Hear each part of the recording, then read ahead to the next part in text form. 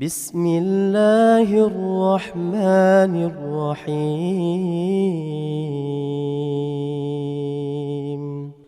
بسم الله الرحمن الرحيم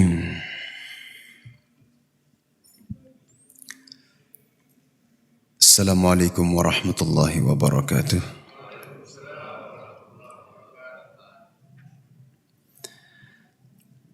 الحمد لله والصلاة والسلام على رسول الله وعلى آله وأصحابه ومن تبع هداه.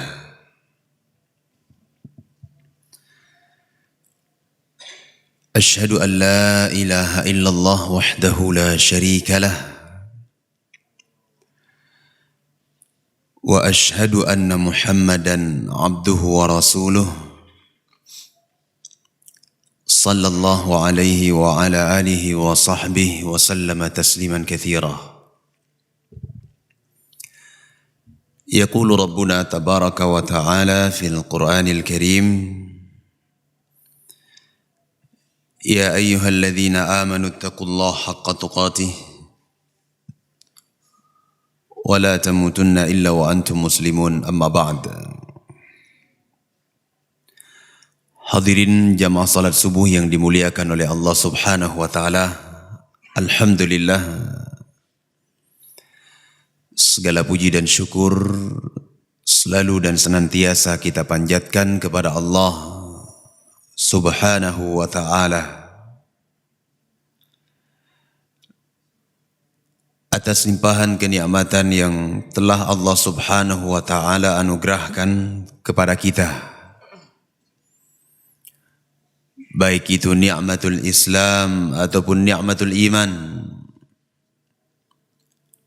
dan kenikmatan-kenikmatan yang lainnya yang mewajibkan kepada kita untuk selalu dan senantiasa bersyukur kepada Allah Subhanahu wa taala.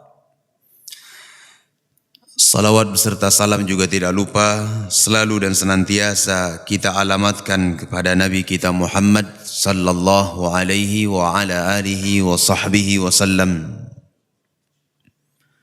Dikarenakan seorang umat yang selalu berittiba dan mengaku cinta kepada beliau sallallahu alaihi wasallam, setiap kali ia mendengarkan nama Rasulullah sallallahu alaihi wasallam, maka selalu dia iringi dengan salawat dan salam kepada beliau sallallahu alaihi wa ala alihi wa sahbihi wasallam. Hadirin yang dimuliakan oleh Allah Subhanahu wa taala, alhamdulillah kita masih di dalam pembahasan kitab Ushulus Sittah yang menerangkan, menjelaskan tentang 6 landasan yang sangat besar di dalam Islam. Dan pada pertemuan yang lalu alhamdulillah kita sudah selesaikan pokok yang kelima yang menerangkan tentang siapa mereka para wali Allah dan ciri-ciri mereka tersebut, sehingga tidak semua orang ataupun tidaklah semua orang mendefinisikan ulama ataupun para wali itu sesuai dengan keinginan mereka masing-masing. Tidak demikian, namun semuanya sudah ditetapkan oleh Allah Subhanahu wa taala di dalam Al-Qur'anul Karim. Demikian pula telah disebutkan oleh Rasulullah sallallahu alaihi wasallam di dalam ahadits, yaitu hadis-hadis beliau. Baik jemaah yang saya muliakan, pada pertemuan pagi hari ini kita akan sebutkan pokok yang ke-6, dan ini adalah pokok yang terakhir di dalam pembahasan kitab ini. Wa qala rahimahullahu ta'ala al-aslu sadis raddu syubhati allati wada'aha syaitan fi tarkil Qur'ani was sunnah wa ittiba'il ara wal ahwa al mutafarriqah al mukhtalifah. Pokok yang keenam adalah membantah atau meluruskan syubhat, kerancuan-kerancuan yang ditebarkan oleh syaitan di dalam upaya ia untuk mengajak muslimin di dalam meninggalkan Al-Quran dan As-Sunnah.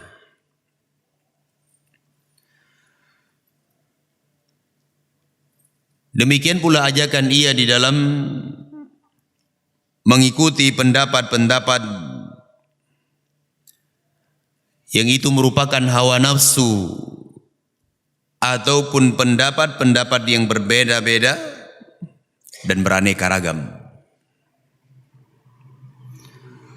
Wa qala Syekh rahimahullahu taala, di antara syubhatnya itu adalah وهي أن القرآن والسنة لا يعرفهما إلا المجتهد المطلق.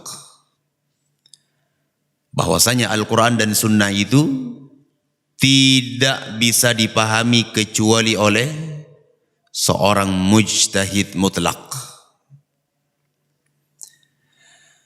Wal-mujtahidu هو الموصوف بكذا وكذا أوصافا لعلها لا توجد تامة في أبي بكر وعمر. Lalu mereka menggambarkan al-mujtahid al-mutlaq itu dengan sifat-sifat yang mereka sebutkan demikian dan demikian. Sifat-sifat yang terkadang tidak didapati secara sempurna pada Abu Bakar dan Umar sekalipun. Inti dari permasalahan yang mereka inginkan adalah memalingkan muslimin dari Al-Quran dan Sunnah Rasulullah sallallahu alaihi wa ala alihi wa sahbihi wasallam. Fa in lam yakunil insanu kadzalik falyu'rid anhuma fardan hatma la syakka wala iskala fih. Barang siapa atau apabila seorang insan ia tidak berposisi sebagai seorang mujtahidul mutlaq, maka hendaknya ia berpaling dari keduanya, berpaling dari Al-Quran dan Sunnah Nabi sallallahu alaihi wasallam fardhan hatma, keharusan. La syakka wala iskala fihi, tidak ada keraguan dan tidak ada iskal sedikit pun di dalamnya. Wa man talabal huda minhuma, dan barang siapa mencari petunjuk dari keduanya Al-Quran wa Sunnah, fahuwa imma zindiqun wa imma majnun. Bisa jadi orang tersebut adalah seorang yang zindiq atau orang yang gila. Kenapa? Li ajli su'ubati fahmihima, karena beratnya memahami Al-Quran wa Sunnah. Jemaah yang dimuliakan oleh Allah Subhanahu wa taala, ini adalah sebuah kerancuan yang ditebarkan oleh para syayatinul jin ataupun para syayatinil ins untuk mengarahkan muslimin atau untuk menjauhkan kaum muslimin dari pemahaman Al-Quran dan Sunnah Rasulullah sallallahu alaihi wa ala alihi wa sahbihi wasallam. Sehingga disebutkan oleh mereka bahwasanya Al-Quran dan Sunnah itu tidak bisa difahami kecuali oleh mujtahid mutlak saja. Lalu mereka menyebutkan sifat-sifat al-mujtahid al-mutlak itu terkadang tidak didapati secara sempurna walaupun pada Abu Bakar dan Umar. Mereka mensyaratkan harus tahu semua hadis-hadis Nabi, harus faham tentang seluruh ayat-ayat Allah Subhanahu wa taala dan tidak boleh luput darinya. Inti dari masalah jemaah yang saya muliakan adalah supaya muslimin tidak mempelajari Al-Quran dan Sunnah Rasulullah sallallahu alaihi wa ala alihi wa sahbihi wasallam. Ini kerancuan jemaah yang dimuliakan oleh Allah. Karena memang kalau kita lihat kehidupan para sahabat ridwanullah alaihim, tidak semua mereka mengenal dan mengetahui hadis-hadis Nabi sallallahu alaihi wasallam. Terkadang sebuah hadis itu diketahui oleh seorang sahabi dan tidak diketahui oleh sahabat yang lainnya. Sekian banyak hadis diriwayatkan oleh Abu Hurairah radhiyallahu taala anhu, namun tidak diriwayatkan oleh para sahabat yang lainnya.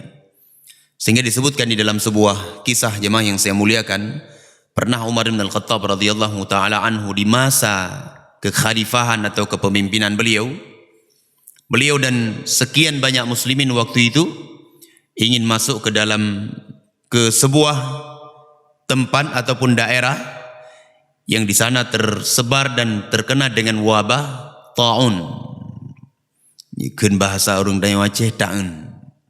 Iya.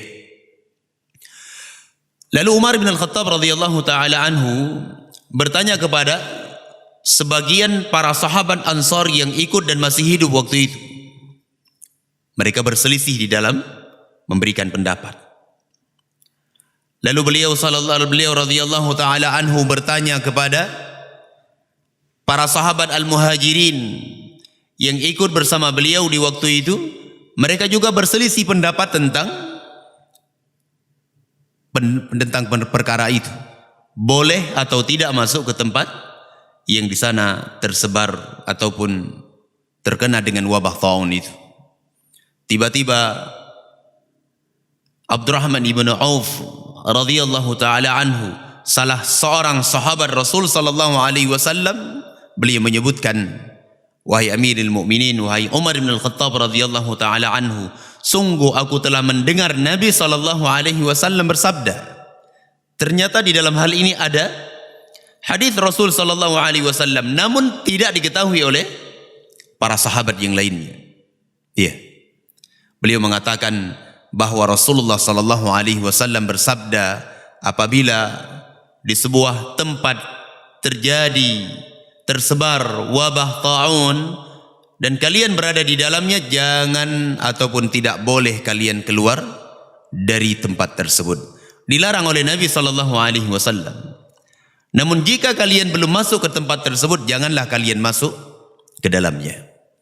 Coba lihat, ada sebagian permasalahan atau ahadits Rasulullah diketahui oleh salah satu sahabat dan tidak diketahui oleh sahabat yang lainnya. Ini adalah hal yang lumrah jemaah yang dimuliakan oleh Allah Subhanahu wa taala.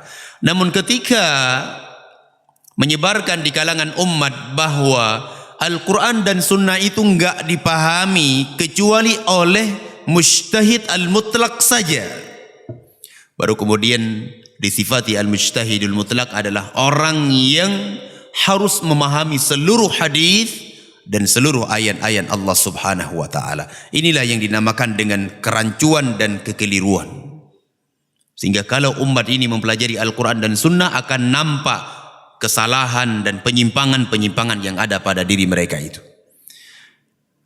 Demikian pula sering kita dengar jemaah yang dimuliakan oleh Allah Subhanahu wa taala terkait tentang kitab-kitab para ulama, kitab Al-Um misalnya.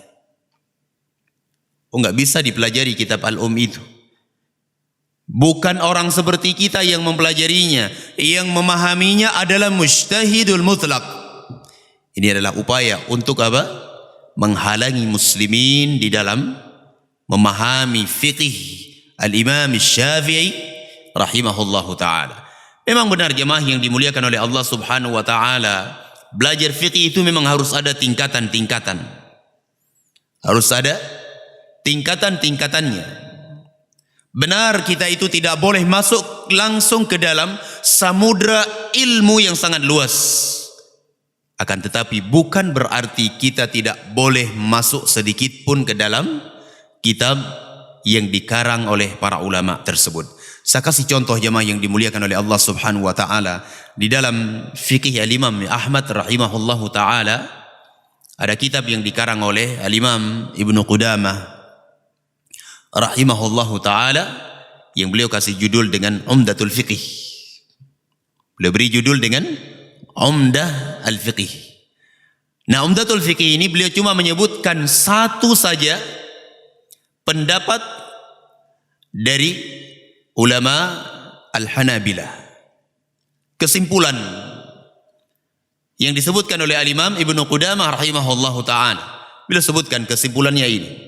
Permasalahan tentang khuf misalnya, ini kesimpulannya. Permasalahan tentang hukum salat jama' dan qasar, kesimpulannya seperti ini, seperti ini. Iya. Dan di atasnya ada kitab yang lainnya yang dikarang oleh Al-Imam Ibnu Qudamah rahimahullahu taala. Beliau beri judul dengan Al-Mughni. Beliau beri judul dengan Al-Mughni. Nah, Al-Mughni ini beliau menyebutkan kebanyakannya dua pendapat para ulama Al-Hanabilah yang berselisih di dalamnya. Demikian diterangkan oleh Al-Imam Ibnu Qudamah rahimahullahu taala. Dan Al-Mughni ini jumlah jilidnya saja sampai 50 jilid. Sampai 50 jilid banyaknya kitab fikih yang dikarang oleh Al-Imam Ibnu Qudamah rahimahullahu taala. Dan di atasnya lagi ada fikih Al-Hanabilah, ditulis juga oleh Al-Imam Ibnu Qudamah rahimahullahu taala, yang beliau beri judul dengan Al-Kafi.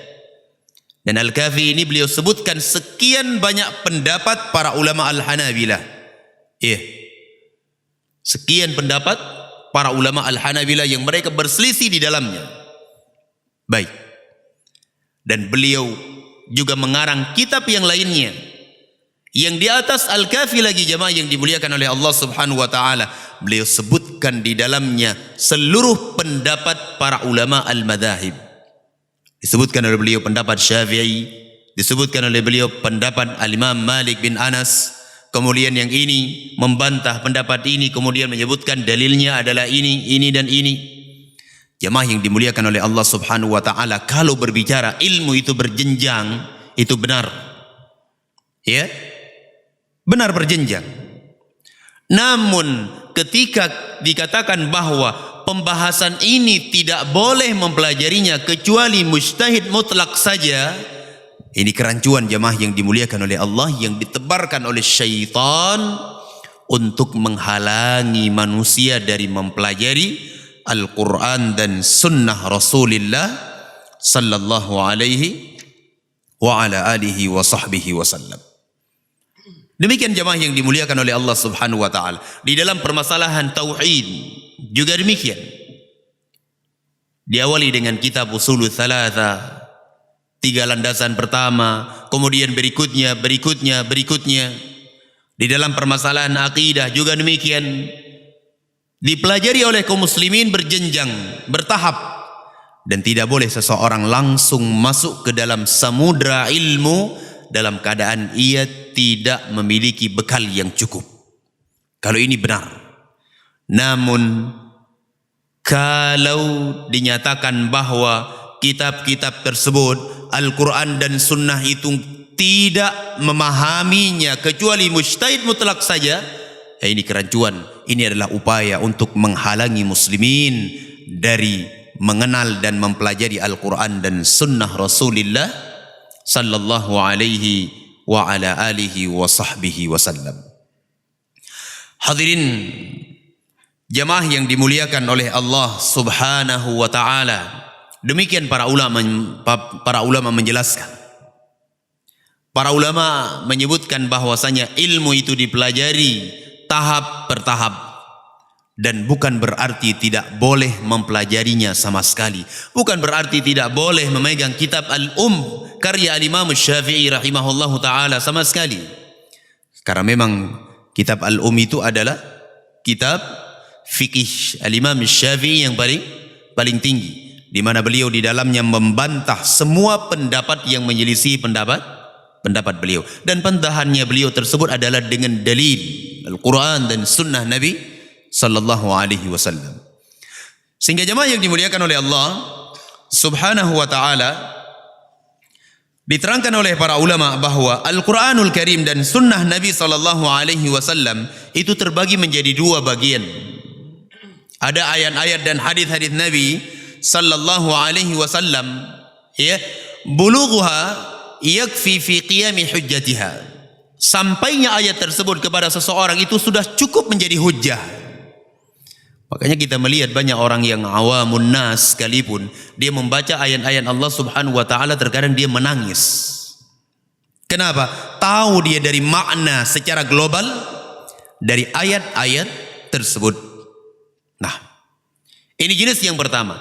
Ada ayat-ayat Allah Subhanahu wa taala ataupun hadis-hadis Nabi sampai saja kepada dia baca, itu sudah cukup untuk menjadi apa?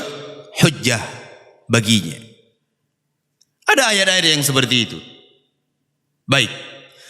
Dan ada yang kedua, jamaah yang dimuliakan oleh Allah Subhanahu wa taala, ya. Ma la yakfi bulughuha fi qiyami hujjatiha. Ada ayat-ayat yang terkadang tidak cukup menjadi hujjah. Walaupun telah dia baca, dia melihatnya sampai kepada dia, sampai ia menjadikan ayat-ayat tersebut ia kembalikan kepada pemahaman dan penjelasan para ulama. Demikian jemaah yang dimuliakan oleh Allah Subhanahu wa taala. Tapi kalau digambarkan bahwa tidak ada yang bisa memahami Al-Quran dan Sunnah kecuali mujtahid mutlak saja.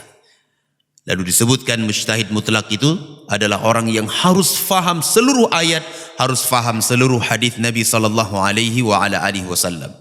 Coba lihat Umar bin Al-Khattab radhiyallahu taala anhu ketika wafatnya Rasulullah sallallahu alaihi wa ala alihi wa sahbihi wasallam. Dan terjadi musibah besar waktu itu. Kaum muslimin berbondong-bondong keluar dari agama Islam, fitnah yang begitu besar. Sampai-sampai Umar bin Al-Khattab mengatakan, ya, barang siapa yang mengatakan bahwa Muhammad telah wafat, aku akan penggal lehernya. Dan ini adalah sesuatu yang lumrah, wajar. Fitnah yang begitu besar terjadi. Tiba-tiba datang Abu Bakar As-Siddiq radhiyallahu taala anhu. Beliau berdiri di atas mimbar, beliau mengatakan, man kana ya'budu Muhammadan fa innahu qad mat. Barang siapa yang selama ini menyembah Muhammad sallallahu alaihi wasallam, sungguh beliau telah wafat. Wa man kana ya'budullah, dan barang siapa menyembah Allah Subhanahu wa taala, fa innahu hayyun wa la yamut. Sesungguhnya Allah Subhanahu wa taala maha hidup dan tidak akan pernah mati. Lalu beliau membawa ayat, ma Muhammadun illa rasulun qad khalat min qablihi rusul. Tidaklah Muhammad itu adalah kecuali beliau seorang rasul yang telah berlalu para rasul-rasul sebelum beliau. Umar bin Al-Khattab radhiyallahu taala anhu mendengar ucapan ini, apa kata beliau? Seakan-akan saya baru mendengar ayat itu. Seakan-akan saya baru tahu bahwa ayat itu turun hari ini. Coba lihat. Ini sekali Umar bin Al-Khattab radhiyallahu taala anhu terluput dari beliau sebagian ilmu dan diketahui oleh beliau ilmu-ilmu yang lainnya. Maka dari itu jamaah yang saya muliakan, tidak benar ataupun termasuk dari kerancuan yang ditebarkan di tengah-tengah umat adalah Al-Quran dan Sunnah itu tidak ada yang bisa memahaminya kecuali mujtahid mutlak saja. Kitab-kitab ini gak boleh dipelajari oleh sembarangan orang. Jamaah yang dimuliakan Allah, kalau ia katakan secara mutlak tidak boleh dipelajari, ini kekeliruan. Namun kalau dikatakan belajarnya harus berjenjang dari satu tingkatan yang paling rendah, kemudian naik lagi ke atasnya, kemudian naik lagi di atasnya, ini adalah sebuah kebenaran. Maka dari itu, jamaah yang dimuliakan oleh Allah Subhanahu wa taala, ini mengingatkan kita tentang pentingnya kita untuk selalu dan senantiasa mempelajari agama Allah Subhanahu wa taala. Namun sebagaimana yang saya sebutkan tadi, ilmu itu dipelajari bertahap. Sama halnya kita mempelajari misalnya kitab An-Nahwi, ilmu bahasa Arab. Kita awali dari pembahasan yang paling rendah, yang paling ringan. Misalnya kitab Al-Ajurumiyah, kemudian masuk lagi At-Tuhfatul Thaniyah atau Tuhfa Al-Wusabiyah, masuk lagi di atasnya Al-Mutammimah, masuk lagi di atasnya Qatrun Nada Ibnu Aqil, terus menerus demikian. Ya, karena seseorang yang langsung masuk ke ilmu ataupun samudra ilmu, ini terkadang yang banyak terjadi kekeliruan, menyimpang atau salah pahaman di dalam memahami ilmu yang telah ditulis dan dicatat oleh para ulama tersebut. Wallahu a'lam bissawab. Ini mungkin yang bisa kita kaji pada pertemuan kali ini tentang bantahan syubhat orang-orang yang mengatakan bahwa Al-Quran dan Sunnah itu tidak bisa dipahami kecuali oleh mujtahid mutlak saja. Wallahu a'lam bissawab. Semoga bermanfaat. Subhanakallahumma wa bihamdika asyhadu an la ilaha illa ant astaghfiruka wa atubu ilaik. Wa sallallahu ala nabiyyina Muhammad wa ala alihi wa ashabi ajma'in. Walhamdulillahi rabbil alamin. Assalamualaikum warahmatullahi wabarakatuh.